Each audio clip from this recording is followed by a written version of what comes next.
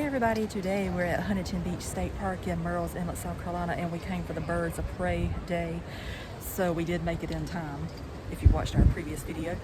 So we're gonna watch the birds and see what they do, and it's still windy. So, you ready?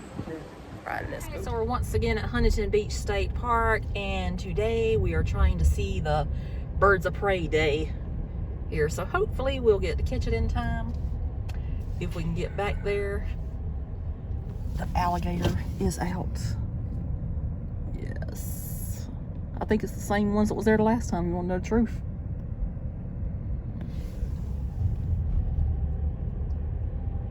There was 3 whenever I did the video, and there was 3 here again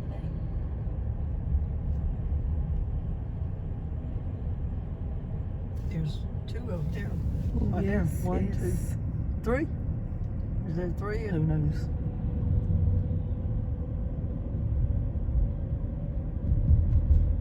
It's a lot of pollen and stuff out there still.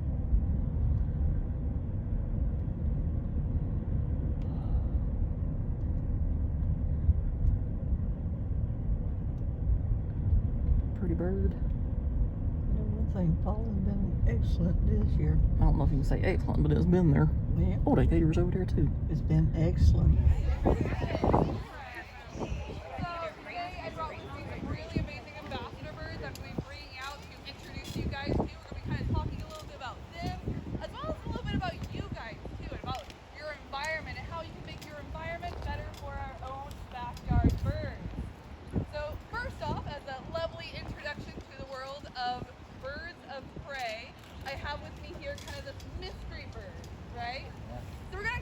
About the different groups of birds and finally what group of birds she falls into. So in the birds of prey world, there are 7 main categories of these birds of prey. Now does anyone want to take you guys maybe about what one of those categories might be? A falcon, yeah. So there's going to be falcons. What else is there going to be? Eagles. Yell it out. What else? Osprey, yes. That's one that not a lot of people get, but yes. Owl. We're missing 2. Hawk. Right. That's one. Now we're down to 1. Hawk. Vulture. I think I heard it. Yeah. So those are going to be our 7 main groups of birds of prey. Now, does anyone want to take a guess about which one she might fall into? Hawk. Not a hawk. Not an eagle. Falcon. So she is part of the falciforming family, but she's not a falcon. Instead, she's going to be a crested caracara. Now, she does look a lot different than kind of the typical falcons that you're going to be thinking of, right? But she does have some really interesting features that have evolved for her type of lifestyle. So if you notice, the 2 main things that kind of stand out for her are going to be her beautiful long legs and that face, which is kind of bald. Now, is there another group of birds of prey that also have a beautiful bald head and long legs? Vultures, yeah. Now, they're going to be using those long legs and that bald face in order to eat carrion, dead animals, right?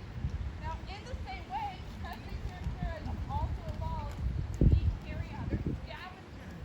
So these birds, even though they're not very closely related to vultures, have evolved very similar mannerisms because of the job that they're going to be doing.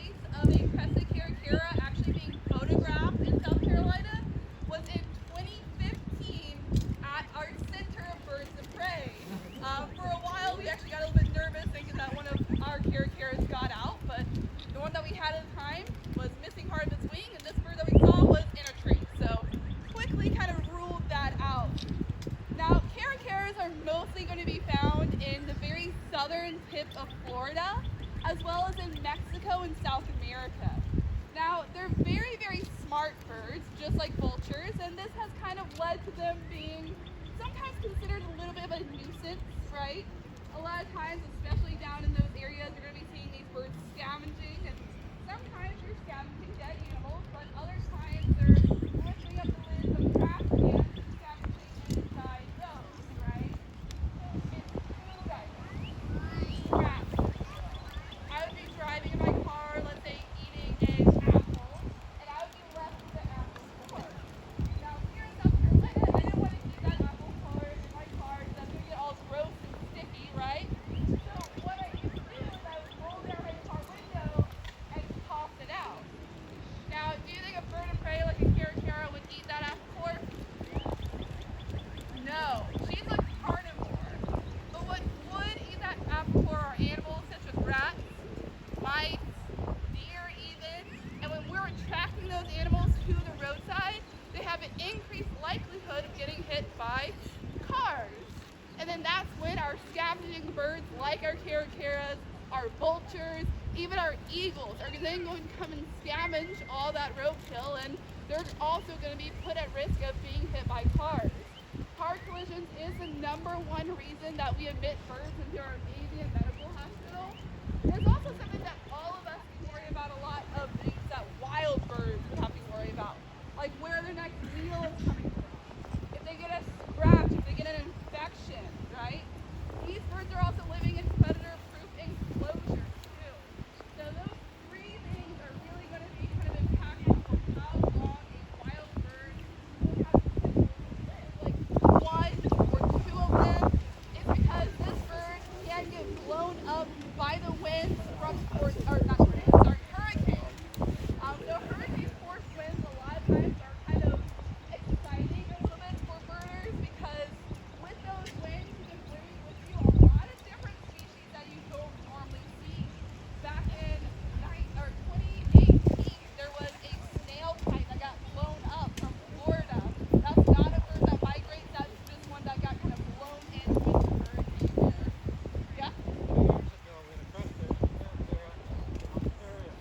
Yes. Yeah, that's a long way for a crested caracara to go. Yeah. Yeah, a lot of times I feel like it's kind of the wind brought on by storms, but yeah, keep your eyes on the sky. You never know what you're gonna see up there. So with that, I'm gonna go ahead and put her up to get our next bird ready.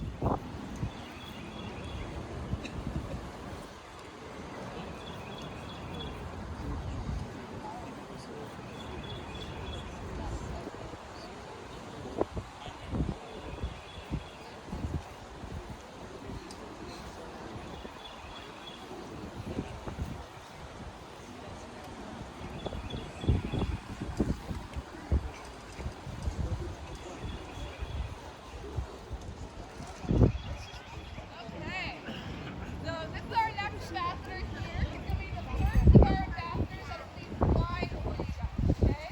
So no need to worry. He knows that humans do not make suitable purchases or anything. Most likely he's going to be going for a purchase purse, purchase my gloves. He does also like to get a little bit of interest and go up to the building. Last year he got blown up into a tree and then came back, so we'll see what he wants to do for us today. Like I said, right up there, beautiful.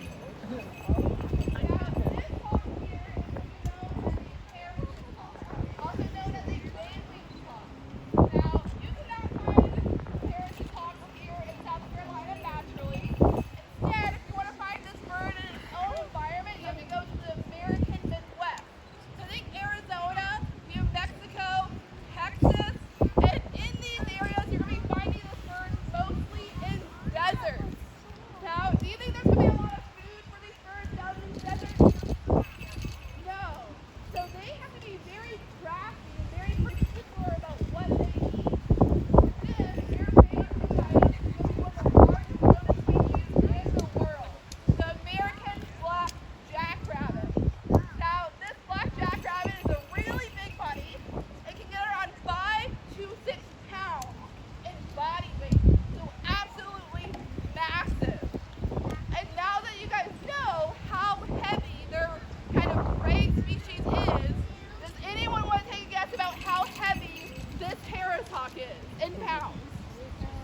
3 pounds. We need to go lower. Yeah. Any other guys? Lower to 3. 1.5. 1.5. Yeah, you're right on the money there. So this carrot weighs 1.5 pounds. Now again, he's going after a prey item that is 2 to 3 times body size. That's the equivalent of if we went after, let's say, a 60-pound chicken tender, and then with one hand had to climb up into a tree with it. That'd be very hard to do.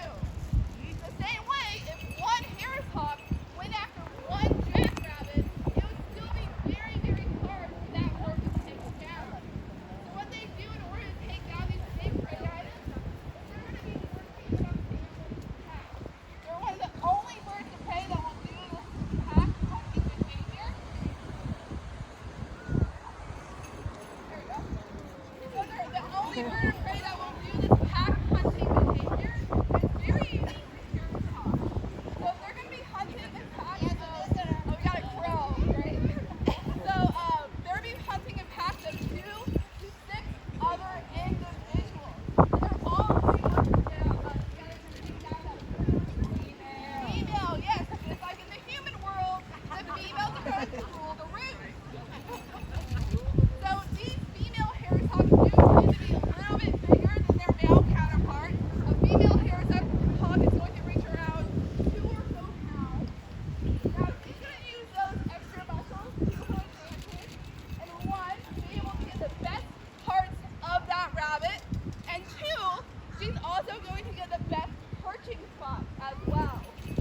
So in these deserts, you guys think there's lots of trees? No, but what is there? Yeah. Now, unlike trees, cactuses do not have a lot of perching options. There's not a lot of branches. So what these birds are going to do is the female, the alpha, she's going to perch on the very highest part of that cactus. The males, like this guy here, are going to get a little bit crafty. You see, if all arms of that cactus are taken up, one male will actually land on top of another male in a behavior called stacking. So this will also earn them the name of Lego birds as well, with this very unique stacking behavior.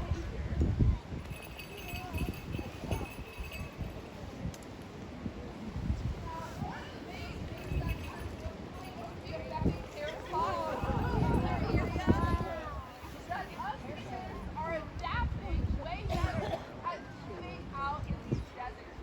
And with us, and kind of us moving out there, we bring with us some very dangerous things. Now, we already talked about cars and car collisions, but something else that we also bring with us too that greatly affects Harris hawks is electricity. These birds, unfortunately, they're going to see those large utility poles, these large electrical poles, and just like if they would see a cactus, they're going to go up there, perch really high up so that they can see their prey down below them. And unfortunately for these birds, they do have an increased rate of getting electrocuted by these electrical poles. Now, it is a pretty easy trick that electricity all they have to do is just close off that path so that when the birds spread their wings, they're not going to kind of that artificial line. Now, in this way, not only are Harris hawks going to be protected, but also other birds of prey as well. Even here in South Carolina, some birds come to our area that are because of the electrocution.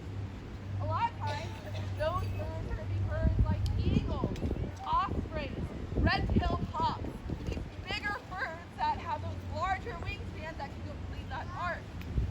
So it's kind of sad, but like I said, there's a lot that electrical companies are doing in order to protect these birds.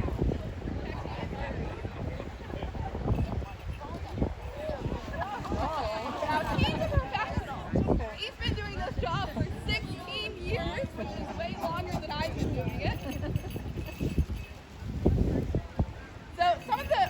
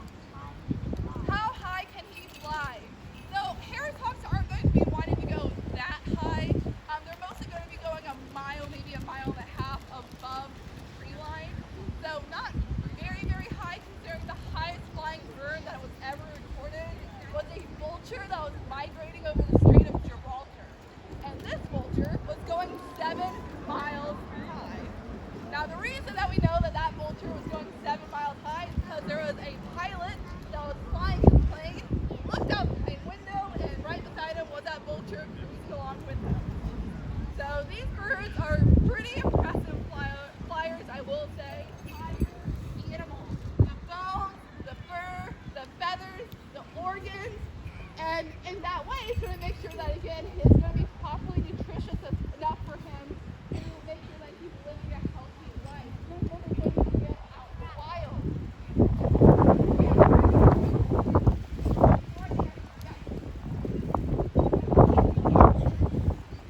Oh, can they catch food in mid-air?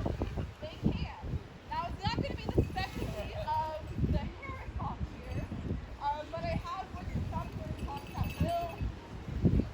But I have worked with some herring hawks that will catch food that comes in the air if the food is large enough. Now, the bird of prey species can be trusted to come back when we ask them to. So, because Falcon was bred in captivity for the job, he would not be able to be released back out to the wild. But we will be talking about in just a little moment kind of our propagation program and how that can actually help some of the birds that are in the wild. Yeah, so time for one more question about the herring hawk. Yeah.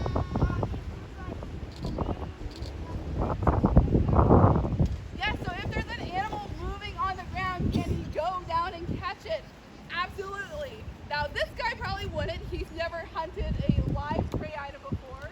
He's pretty content with the food that I give him because it's easy for him to get, right? All he has to do is go from perch A to perch B versus, let's say, if he saw like a squirrel or something. That squirrel would fight back.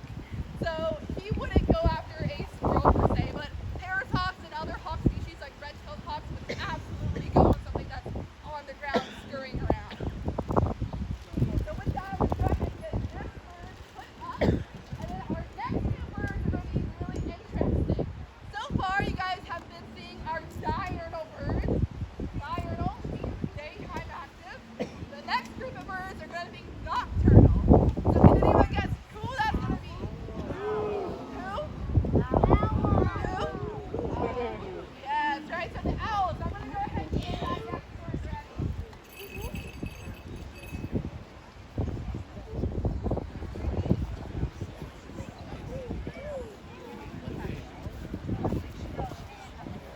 We have our owl here. Now, this owl might look a little bit different from the other owls that you might be familiar with. That's because she's also a non-native bird of prey. She is going to be known as a spectacled owl. Now, she gets the name spectacled owl because of the markings around her eyes that look like glasses. And another name for glasses are spectacles. Now, spectacled owls are going to be found all the way in South America. Now, they do kind of occupy the same niche as our local barred owl, so they're going to be classified as a wood owl, meaning they're going to be living in these old-growth forests, hunting a lot of different prey items. Now, unfortunately enough for spectacled owls, since they do live down in these old-growth forests in South America, not just by the wildfires, but also a lot of times by logging industry. In 2021 was the heaviest year of logging that the Amazon rainforest has ever experienced. And so while currently the spectacled owl is listed as a species of least concern, because of this elusive behavior of these owls, that status could very quickly change if the scientists are going out there doing their point counts, aren't getting enough kind of a response from the spectacled owl. And so if that happens, what we're going to be able to do as kind of for birds of prey is use the individual spectacled owls that we have as part of something called a species survival program. So we have her, as well as we have her parents, and we can use those birds to kind of have this genetic gene pool that's in captivity, where if the government from South America calls for it, we'll be able to ship our birds down, start up a captive hatch and release process, where we are then releasing those owl chicks out into the wild after hatching them in captivity. Now, I will say, you're definitely kind of seeing a very typical owl behavior, and that is sit and wait. Owls are very well known for the sit and wait behavior. They a lot of times have to take a lot of kind of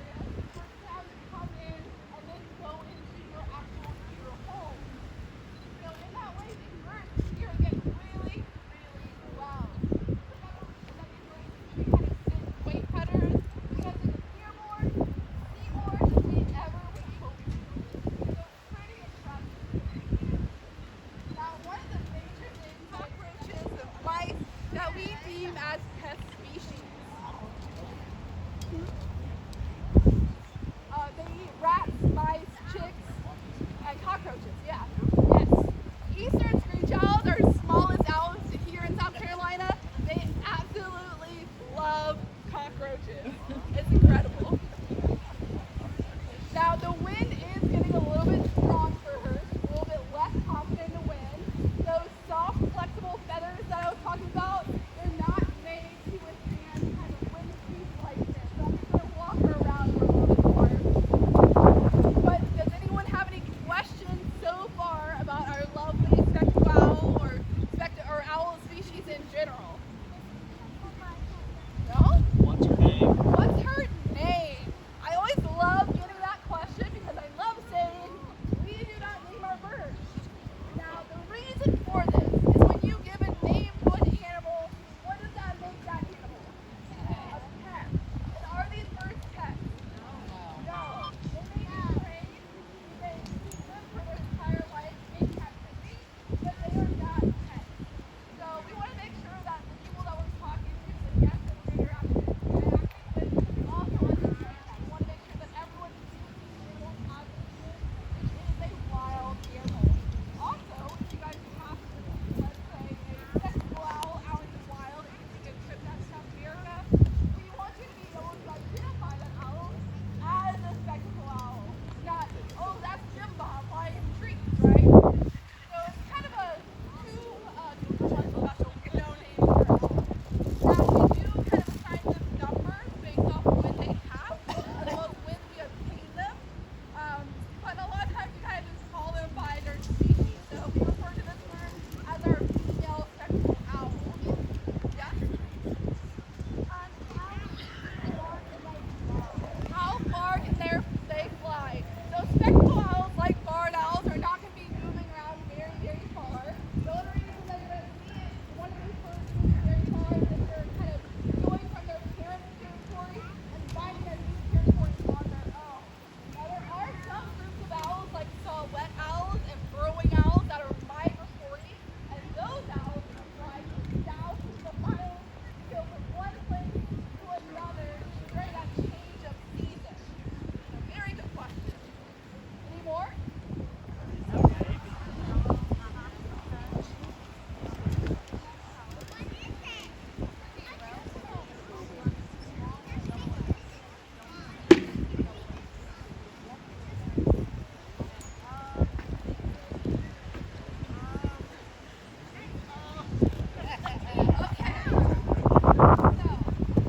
Talk a little bit about our captive propagation program and about how this program can be very impactful for if spectacled owls are very well defined, right? Now, this is something that can happen for a lot of different birds, and it's been a very important part of success stories such as California condors, the Eleanor falcon, and parting of having these captive birds in captivity, so that if something does happen to these animals out in the wild, we can very quickly re-stabilize that population.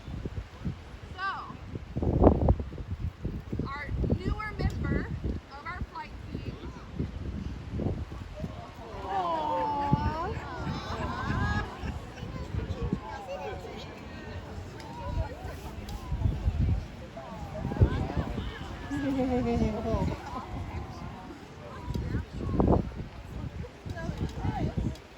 Youngest sibling of the spectacled owl that I brought out for you guys. Her parents are very, very good at laying eggs, raising chicks, and this individual here is going to be used as an educator, just like his older sister. Now again, if something does happen to this bird species out in the wild, he would be a candidate for going down to South America and again re-stabilizing that population. But until that day, he's going to be a great educational ambassador for his species and for owls in general. With owls, Yeah, they have extra sensors like their hearing, their eyesight. They tend to be very, very nervous in captivity unless they are what he is and what his sister is. And that is a human imprint. So he was raised by hand to make sure that he's comfortable around humans.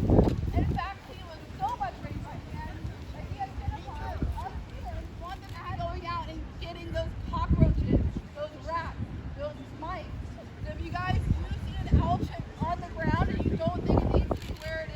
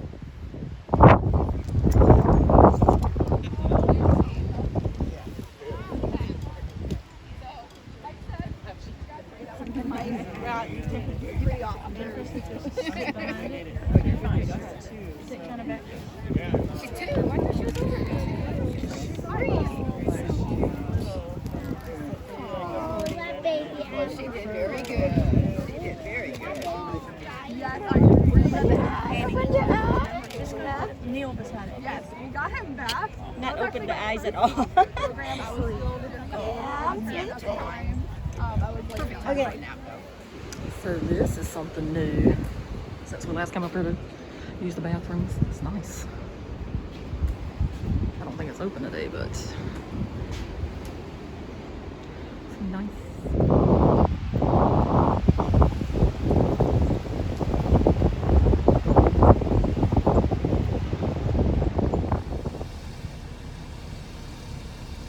You see all those oyster beds down there today. Couldn't see it last time we were here. I know, it's the funniest thing ever.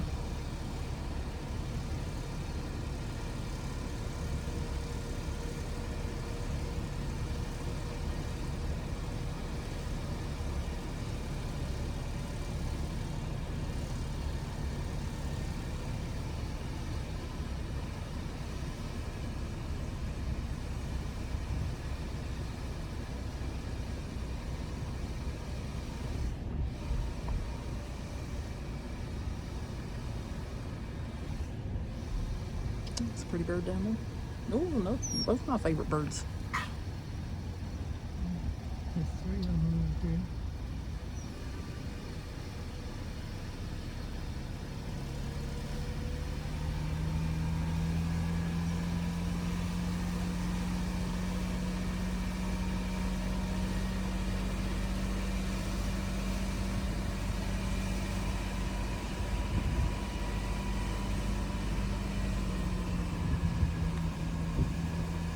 So we're going to go ahead and wrap up the video for the Birds of Prey Day at Huntington Beach State Park. And we specifically came here to see the Center for Birds of Prey presentation because we always want to go there, but they're never open whenever we pass by. The gates are always closed because they're out there on Highway 17, like in the Allendale section heading to Charleston. So how did you enjoy it? It was good. It was good. As Mom has already said before the camera started rolling, it would have been really great if that lady would have had a microphone. Because of it being windy out there, it made it really difficult to hear. I don't even know what you've heard in the video because I have not watched it yet. Because when she got facing us, you could halfway hear her. But when she turned her back to us, you couldn't hear nothing. Couldn't hear a nothing. thing. But it was still really, really nice. It was good. I've always wanted to see what in the bird presentation, so now I can knock that off the list. But I would like to go to their actual place and see it also. Okay. Maybe one of these days. I don't know when that'll be. I've got a lot to do this year. Maybe next year or the year after. Whatever. We shall see. It all depends on how time goes. So that's going to do it for this one. It is windy as all get out there. So It's not good for your hair. It just blows right through it. that's why I had to straighten my hair somewhat before we started filming this because it just looks all kind of mess. There ain't no telling how it looks in the back. It's probably a windy mess, but that'll be okay. So you're gonna do your thing? Subscribe if you haven't. I appreciate it. We do appreciate it. I like seeing those numbers go up instead of going down, but slowly but surely. And if you did like the video, I don't even know what you can hear in the video. And if you're in the video and you were here and you don't like to be recorded, sorry, it happened anyway. Because you just can't move people out if you're at a presentation. No. So anyway, that's going to do it for this one. Please like it if you liked it. Share it if you liked it. Comment if you liked it. And if it's none of the above, don't worry about anything I just said. So anyway, have a great day and we'll see you somewhere else. I'm not sure where that's going to be yet, but it'll be somewhere. So toodaloo. Toodaloo. Bye.